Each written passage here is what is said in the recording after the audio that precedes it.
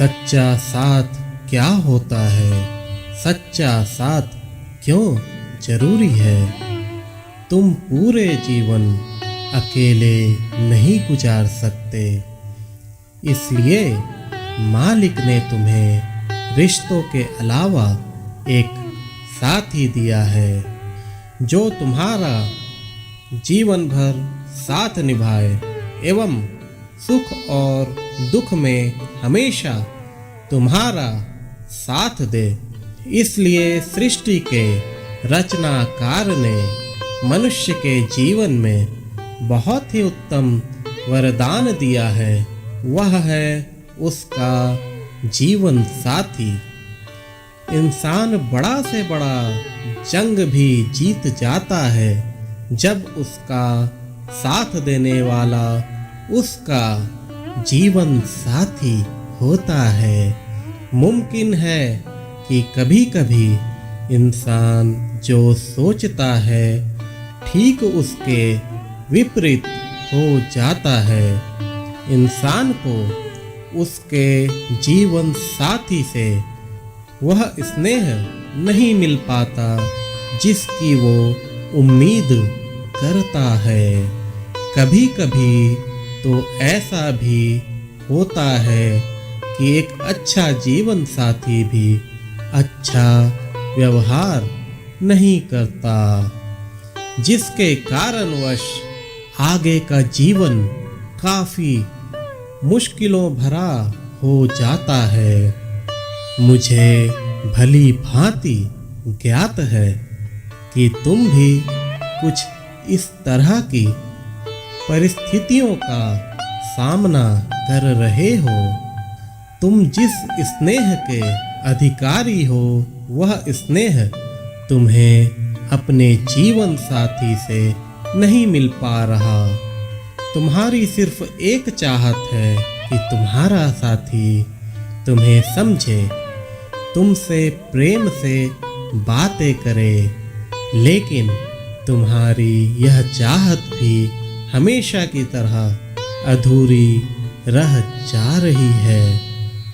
अपने साथी के प्रति तुम्हारा जो स्नेह है, तुम्हारी जो ईमानदारी है, उसकी उसे कोई परवाह नहीं रहती है।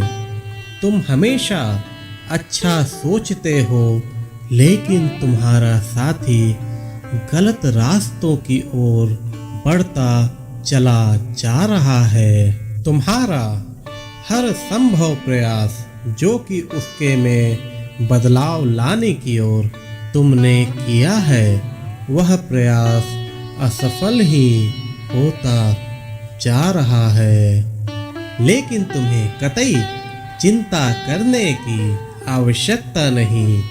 तुम्हारा साईं सब कुछ देख रहा है। मेरे बच्चे, मैं तुम्हें यूं ही घुट घुट कर जीने नहीं दूंगा।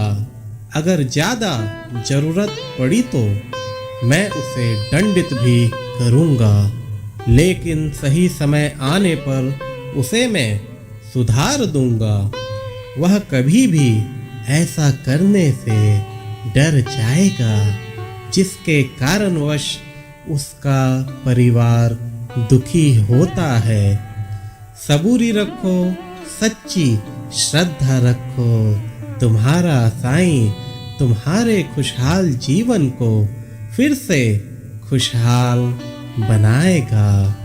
मेरी एक अवधि होती है, मैं अपने बच्चों को हर बार मौका देता हूँ कि वह खुद में सुधार करे, लेकिन अगर फिर भी बार बार एक ही गलतियों को वह दोहराता है, तब मुझे उसे सुधारने के लिए एक महत्वपूर्ण कदम उठाना पड़ता है।